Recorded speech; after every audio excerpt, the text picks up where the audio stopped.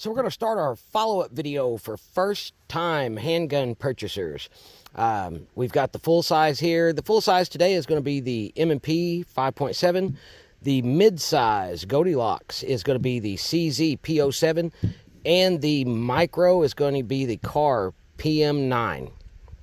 Like I said before, if you're just going to have it at the house, go to the range, get the biggest pistol you can. They're easier to shoot.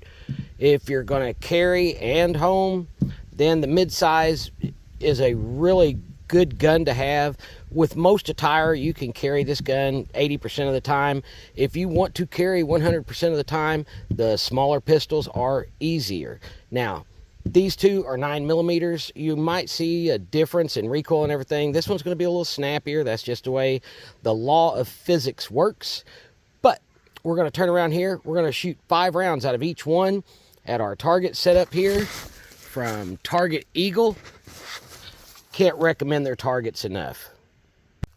Before I start this video, I'd like to thank Target Eagle targets.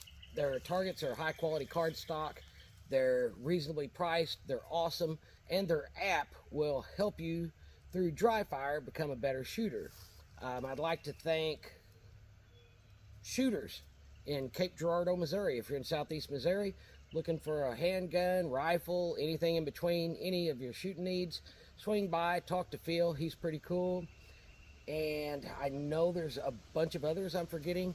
GT Media. If you're looking for some digital night vision or thermal, check those guys out. Now, let's get on with the video.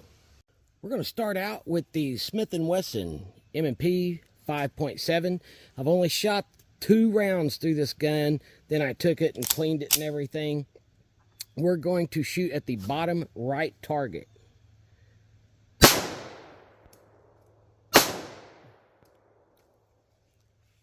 And I've got a failure here to return to battery.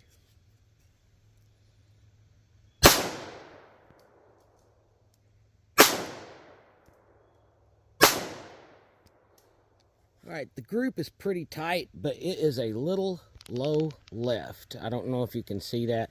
We'll take a look at them here in a second, but we'll move on. Just remember, bottom right was the Smith & Wesson 5.7. All right, we're back. We're going to do the mid-size CZ P07. We're going to shoot that bottom left target with it. We've got 5 rounds for it.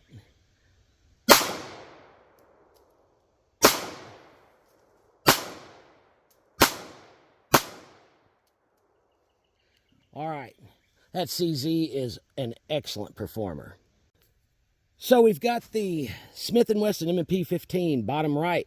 The CZ P07, bottom left, and we're going to go right in the center there to the number 3 target with the Car PM9.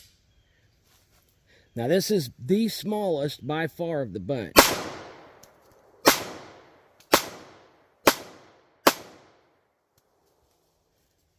Still pretty good. We'll go up and take a look at that.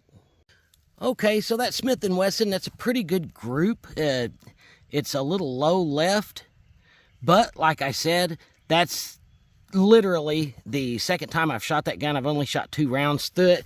We did have a failure to return to battery, but I'm going to blame that on just it being practically brand new.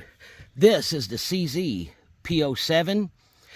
Just a hair bit high. I was holding more of a combat hold rather than 6 o'clock. I think that could be remedied pretty easy. Here is the Car PM9. Now, I think I could tighten that up a lot if I just took more time, but I was shooting it a little bit fast. I'm not real familiar with that gun, but still yet, that's not bad for a micro pocket 9. All right, we're back. We backed up, we about doubled our distance here, and we are going to go same bottom right hand Smith & Wesson 5.7, bottom left CZ, and the middle target Car. So we're going to start all over in the same order. Here we are with our 5.7.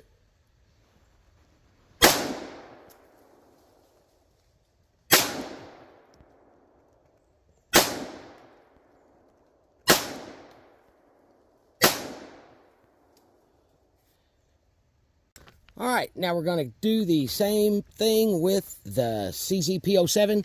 And like I said, we about doubled our distance here.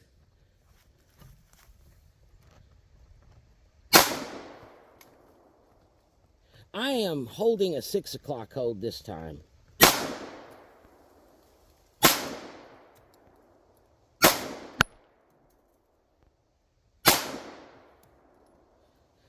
All right, now we'll do the car. All right, we're going for that middle target with the car. I am going to shoot it slower this time.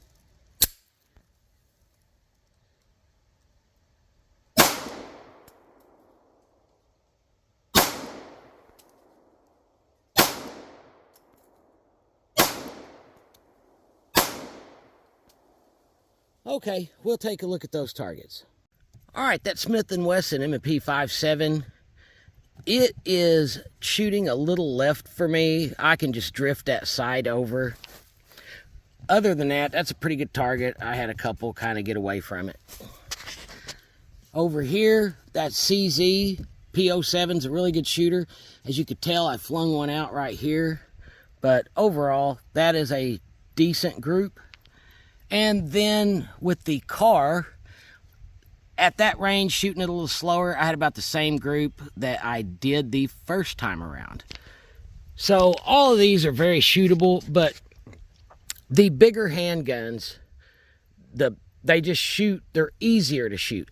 They're not inherently more accurate than the small ones. They're just easier mechanically for us to shoot accurately.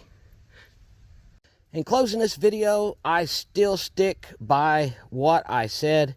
If you're only going to use it at your house for home protection, take it to the range every now and then, get the biggest handgun you can get. If you're going to carry and keep it at your house, you're not going to be able to carry this everywhere, but you can work around it 80% of the time. If your most important reason for owning a handgun is strictly carry, this, you can use it at your home, but you can carry this anywhere. Anyway, thanks for watching. Have a great weekend.